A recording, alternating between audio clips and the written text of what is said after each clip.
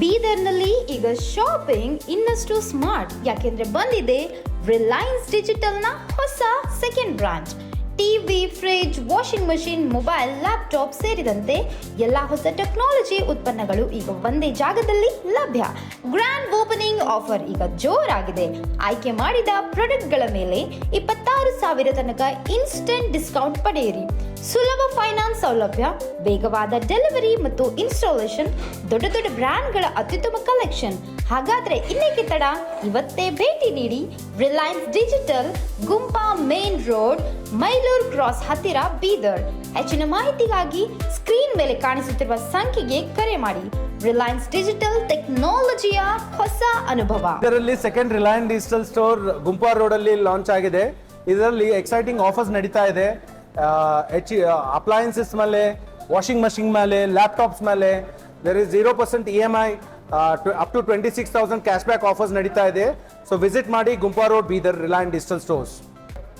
ಗ್ರಾಹಕರಿಗೆ ನಮ್ಮಲ್ಲಿ 50ಕ್ಕಿಂತ ಜಾಸ್ತಿ ವೆರೈಟಿ ಆಫ್ ACs ಇದೆ. ಅದ್ರ ಜೊತೆ ನಿಮಗೆ ಫ್ರೀ ಡೆಲಿವರಿ, ಇನ್ಸ್ಟಾಲೇಷನ್ ಮತ್ತು ಒಳ್ಳೆಯ ಆಫರ್ ಡಿಸ್ಕೌಂಟ್ಸ್ ನಡೀತಾ ಇದೆ.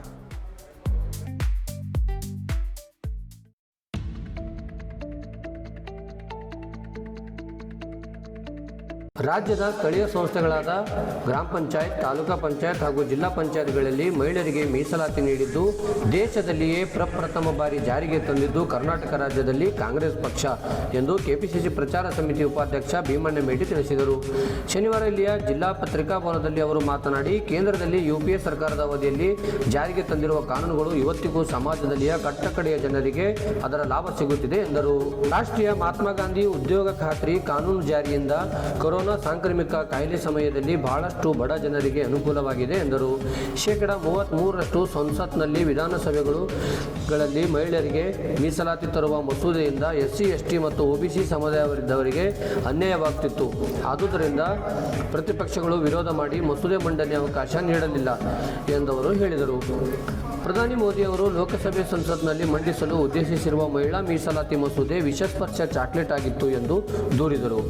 2023ರಲ್ಲಿ ಮಹಿಳಾ ಮೀಸಲಾತಿಗೆ ಮಂಡಿಸಿದ ಮಸೂದೆಗೆ ರಾಜ್ಯಸಭೆ ಮತ್ತು ಲೋಕಸಭೆಗಳಲ್ಲಿ ಪ್ರತಿಪಕ್ಷಗಳ ಒಪ್ಪಿಗೆ ನೀಡಿದವು. ಆದರೆ ಅದನ್ನು ಬಿಜೆಪಿ ಏಕೆ ಜಾರಿಗೆ ತರಲಿಲ್ಲ ಎಂದು ಪ್ರಶ್ನಿಸಿದರು. ಬಿಜೆಪಿ ಹಾಗೂ ಅವರ ಮೈತ್ರಿ ಪಕ್ಷಗಳ ಅಧಿಕಾರದಲ್ಲಿರುವ ಅಸ್ಸಾಂ ಮತ್ತು ಜಮ್ಮು ಕಾಶ್ಮೀರದಲ್ಲಿ ಮೀಸಲಾತಿ ಪುನರ್ ವಿಂಗಡಣೆಗೆ ಮಾಡಿರುವ ಬಗ್ಗೆ ಬಿಜೆಪಿ ಮಿತ್ರ ಪಕ್ಷಗಳೇ ವಿರೋಧ ಮಾಡಿವೆ ಎಂದು ತಿಳಿಸಿದರು. ಸುದ್ದಿಗೋಷ್ಠಿಯಲ್ಲಿ ಗ್ಯಾರಂಟಿ ಯೋಜನೆ ಅನುಷ್ಠಾನ ಸಮಿತಿ ಜಿಲ್ಲಾಧ್ಯಕ್ಷ ಆದ ಕಾಂಗ್ರೆಸ್ ಪ್ರಚಾರ ಸಮಿತಿ ಅಧ್ಯಕ್ಷ ಅಮೃತರಾವ್ ಚಿಮ್ಕೋಡೆ, ಪ್ರಧಾನ ಕಾರ್ಯದರ್ಶಿ ದತ್ತಾತ್ರಿ ಮೂಲಿಗೆ ಮತ್ತಿತರರು ಇದ್ದರು.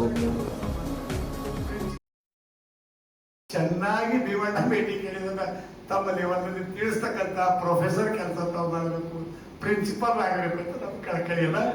ಮನ್ಯಾಗ ಕಲಿಸ್ತಾರೆ ಈಗ ಸರಿ. ಬಹುಶಃ ಏನಂದ್ರೆ ಮೊದಲು ಗ್ಯಾರಂಟಿಗಳು ಇರಲಿಲ್ಲ. ಈ ಗ್ಯಾರಂಟಿಗಳು ಬಂದ ನಂತರ ನೀವು ತಿಂಗಳಿಗೆ ಒಂದ್ಸಾರಿ ಬಸ್ ಸ್ಟ್ಯಾಂಡ್ದಲ್ಲಾಗಲಿ, ಜಿಲ್ಲಾ ಪಂಚಾಯತ್ದಲ್ಲಾಗಲಿ ನೀವು ಸಭೆಗಳು ಮಾಡ್ತೀರಿ. ವರದಿಗಾರರ ಮಿತ್ರರೇ ಹಾಗೂ ನಮ್ಮ ಪ್ರಚಾರ ಸಮಿತಿಯ ಎಲ್ಲ ಪದಾಧಿಕಾರಿಗಳೇ, ಇವತ್ತು ಸಂಸತ್ತಿನಲ್ಲಿ ಮಹಿಳಾ ಮೀಸಲಾತಿಯನ್ನು ಮಂಡನೆ ಮಾಡಿದರು. ಅದನ್ನ UPA ಮತ್ತು ವಿಶೇಷವಾಗಿ ನಮ್ಮ ಪಕ್ಷ ಅದನ್ನ ವಿರೋಧ ಮಾಡಿತು. ವಿರೋಧ ಮಾಡಿದ ನಂತರದ ಅವಧಿಯಲ್ಲಿ ಇಡೀ ರಾಷ್ಟ್ರಾದ್ಯಂತ ಮತ್ತು ಪ್ರತಿ ರಾಜ್ಯಗಳಲ್ಲಿ ಭಾರತೀಯ ಜನತಾ ಪಾರ್ಟಿಯವರು ಕಾಂಗ್ರೆಸ್ ಪಕ್ಷ ಮಹಿಳಾ ವಿರೋಧಿ ಅನ್ನುವ ರೀತಿಯಲ್ಲಿ ಮಹಿಳೆಯರಿಂದ ಪ್ರತಿಭಟನೆ ಮಾಡಿಸೋದ್ರೊಂದಿಗೆ ಕಾಂಗ್ರೆಸ್ ಪಕ್ಷದ ಬಗ್ಗೆ ಅಪಪ್ರಚಾರವನ್ನ ಮಾಡಿದ್ರು. ಆದರೆ ಈಗಾಗಲೇ ಮೊಟ್ಟ ಮೊದಲಿಗೆ ಈ ಮಹಿಳಾ ಮೀಸಲಾತಿಯನ್ನ ಮಂಡಿಸಿದ್ದು ಕಾಂಗ್ರೆಸ್ ಪಕ್ಷ. ತದನಂತರದ ಅವಧಿಯಲ್ಲಿ ಕೆಲವೊಂದು ಮಾಡಿಫಿಕೇಶನ್ಗಳನ್ನ ಕಾಂಗ್ರೆಸ್ ಪಕ್ಷ ಮಹಿಳಾ ಮೀಸಲಾತಿ ತಿದ್ದುಪಡಿಯನ್ನ ಕಾಯ್ದೆಯನ್ನ ಮಂಡನೆ ಮಾಡಿದಂತ ಸಂದರ್ಭದಲ್ಲಿ ಕೆಲವೊಂದು ಪಕ್ಷಗಳು ಸಲಹೆಯನ್ನ ಕೊಟ್ಟರು. ಅದರ ನಂತರ ಅವಧಿಯಲ್ಲಿ UPA ಅವಧಿ ಮುಗೀತು. ನಂತರ ಭಾರತೀಯ ಜನತಾ ಪಕ್ಷ ಅಧಿಕಾರಕ್ಕೆ ಬಂದ ನಂತರ 2023ರಲ್ಲಿ 33% ಮಹಿಳಾ ಮೀಸಲಾತಿ ಮಸೂದೆಯನ್ನು ಮಂಡನೆ ಮಾಡಿತು. ಆ ಸಂದರ್ಭದಲ್ಲಿ ಕಂಡೀಷನ್ ಷರತ್ತುಗಳನ್ನ ಹಾಕಿ ಕಾಂಗ್ರೆಸ್ ಪಕ್ಷ ಮತ್ತು ಇತರೆ ಪಕ್ಷಗಳು ಈ ಮಸೂದೆಗೆ 31ನೆಯ ಮಸೂದೆ ಇದು ಮಹಿಳಾ ಮಸೂದೆಯ ಸೋಲಾಗಿರಲಿಲ್ಲ, ವಂಚನೆಯ ಸೋಲಾಗಿತ್ತು.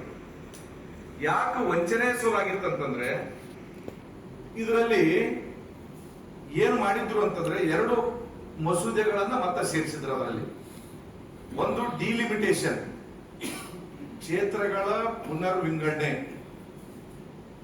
ಮತ್ತು ಈ ಕೇಂದ್ರಾಡಳಿತ ಪ್ರದೇಶಗಳ ಕಾನೂನುಗಳ ತಿದ್ದುಪಡಿ ಬಿಲ್ 2026. ಈ 2 ಮಸೂದೆಗಳನ್ನ ಸೇರಿಸಿ ಮಂಡನೆ ಮಾಡಿದಕ್ಕಾಗಿ ವಿರೋಧ ಪಕ್ಷಗಳು ವಿರೋಧಿಸಿದವು. ಅದೇ ತರ ಮಸೂದೆ ಬೀಳಲಿಕ್ಕೆ ಕಾರಣ ಆಯಿತು. ಅದಕ್ಕಾಗಿ ನಮ್ಮ ಪಕ್ಷದ ನಿಲುವು ಮತ್ತ UPA ನಿಲುವು ಏನಂತಂದ್ರೆ ಕ್ಷೇತ್ರಗಳ ಪುನರ್ವಿಂಗಡಣೆ ಆಗ್ಬೇಕಂತಂದ್ರೆ ಕಂಪ್ಲೀಟ್ ಜನಗಣತಿ ಆಗ್ಲೇಬೇಕು, ಸೆನ್ಸಸ್ ಆಗ್ಲೇಬೇಕು. ಸೆನ್ಸಸ್ ಆದ ನಂತರದ ಅವಧಿಯಲ್ಲಿ ಈ ಜನಸಂಖ್ಯೆಗೆ ಅನುಗುಣವಾಗಿ ಈಗ ದಕ್ಷಿಣದ ರಾಜ್ಯಗಳು ಕೂಡ ವಿರೋಧ ಮಾಡ್ತಾ ಇದೆ ಅಂತ ಅಂದ್ಕೊಂಡು ಬಿಜೆಪಿ ಪಕ್ಷದವರು ಅಪಪ್ರಚಾರ ಮಾಡ್ತಾ ಇದ್ದಾರೆ. ಆದರೆ ಉದ್ಯೋಗ ಖಾತ್ರಿ ಅಂತ ಯೋಜನೆ ಕೊರೋನಾ ಸಂದರ್ಭದಲ್ಲಿ ಎಷ್ಟು ಸಾಮಾನ್ಯ ಜನರಿಗೆ ಅನುಕೂಲ ಆಯಿತು ಅನ್ನೋದನ್ನ ನಾವು ನೋಡ್ತಕ್ಕಂಥದ್ದು.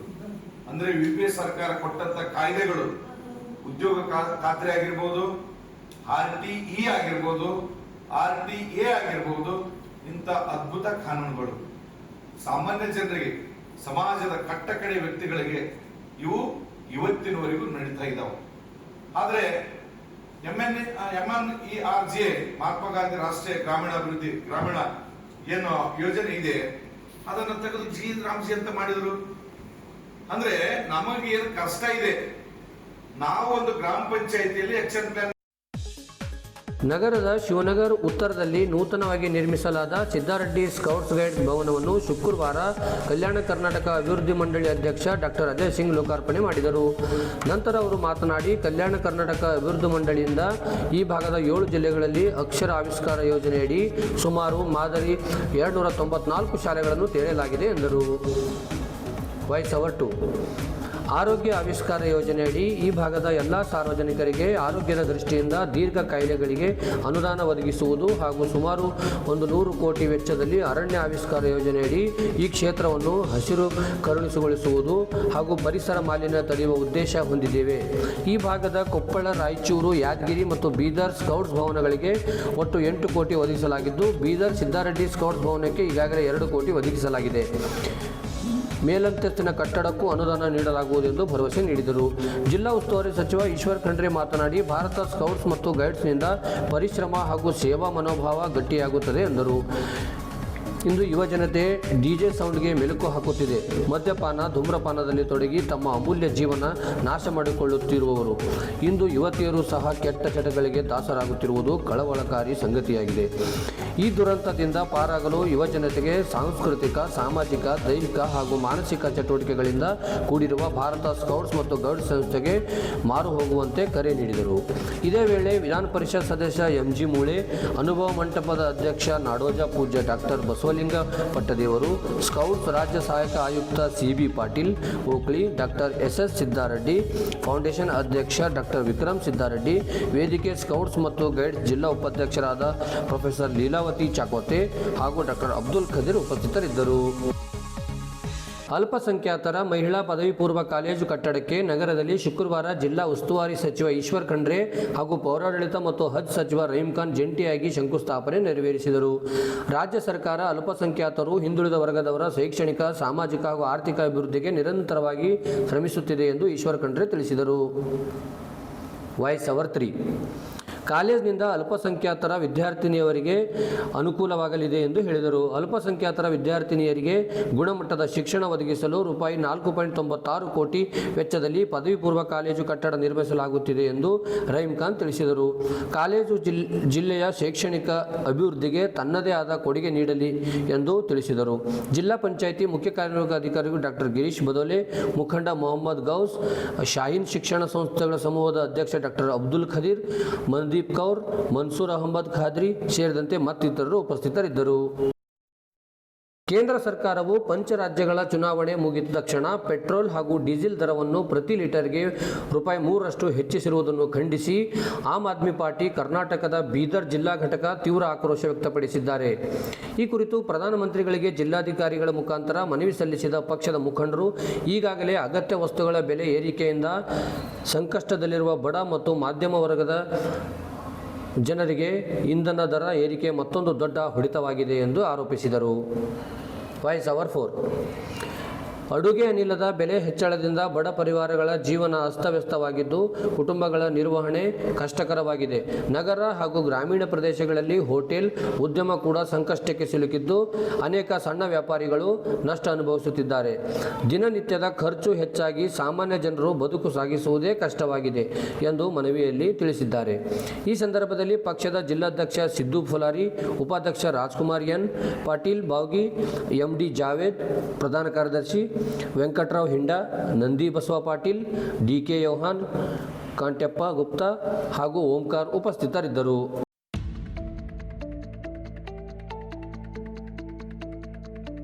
ಬೀದರ್ನಲ್ಲಿ ಈಗ ಶಾಪಿಂಗ್ ಇನ್ನಷ್ಟು ಸ್ಮಾರ್ಟ್. ಯಾಕೆಂದ್ರೆ ಬಂದಿದೆ ರಿಲಯನ್ಸ್ ಡಿಜಿಟಲ್ನ ಹೊಸ second branch. TV, fridge, washing machine, mobile, laptop ಸೇರಿದಂತೆ ಎಲ್ಲ ಹೊಸ ಟೆಕ್ನಾಲಜಿ ಉತ್ಪನ್ನಗಳು ಈಗ ಒಂದೇ ಜಾಗದಲ್ಲಿ ಲಭ್ಯ. ಗ್ರ್ಯಾಂಡ್ ಓಪನಿಂಗ್ ಆಫರ್ ಈಗ ಜೋರಾಗಿದೆ. ಆಯ್ಕೆ ಮಾಡಿದ ಪ್ರಾಡಕ್ಟ್ಗಳ ಮೇಲೆ 26,000 ತನಕ ಇನ್ಸ್ಟೆಂಟ್ ಡಿಸ್ಕೌಂಟ್ ಪಡೆಯಿರಿ. ಸುಲಭ ಫೈನಾನ್ಸ್ ಸೌಲಭ್ಯ, ವೇಗವಾದ ಡೆಲಿವರಿ ಮತ್ತು ಇನ್ಸ್ಟಾಲೇಷನ್, ದೊಡ್ಡ ದೊಡ್ಡ ಬ್ರ್ಯಾಂಡ್ಗಳ ಅತ್ಯುತ್ತಮ ಕಲೆಕ್ಷನ್. ಹಾಗಾದ್ರೆ ಇನ್ನೇಕೆ ತಡ? ಇವತ್ತೇ ಭೇಟಿ ನೀಡಿ ರಿಲಯನ್ಸ್ ಡಿಜಿಟಲ್, ಗುಂಪಾ ಮೇನ್ ರೋಡ್, ಮೈಲೂರು ಕ್ರಾಸ್ ಹತ್ತಿರ, ಬೀದರ್. ಹೆಚ್ಚಿನ ಮಾಹಿತಿಗಾಗಿ ಸ್ಕ್ರೀನ್ ಮೇಲೆ ಕಾಣಿಸುತ್ತಿರುವ ಸಂಖ್ಯೆಗೆ ಕರೆ ಮಾಡಿ. ರಿಲಯನ್ಸ್ ಡಿಜಿಟಲ್, ಟೆಕ್ನಾಲಜಿಯ ಹೊಸ ಅನುಭವ. ಇದರಲ್ಲಿ second Reliance Digital store Gumpa road ಅಲ್ಲಿ ಲಾಂಚ್ ಆಗಿದೆ. ಇದರಲ್ಲಿ ಎಕ್ಸೈಟಿಂಗ್ ಆಫರ್ಸ್ ನಡೀತಾ ಇದೆ. ಅಪ್ಲಯನ್ಸಸ್ ಮೇಲೆ, ವಾಷಿಂಗ್ ಮಷಿನ್ ಮೇಲೆ, ಲ್ಯಾಪ್ಟಾಪ್ಸ್ ಮೇಲೆ there is 0% EMI, up to 26,000 cash back offers ನಡೀತಾ ಇದೆ. ಸೊ ವಿಸಿಟ್ ಮಾಡಿ Gumpa road, Bidar, Reliance Digital stores.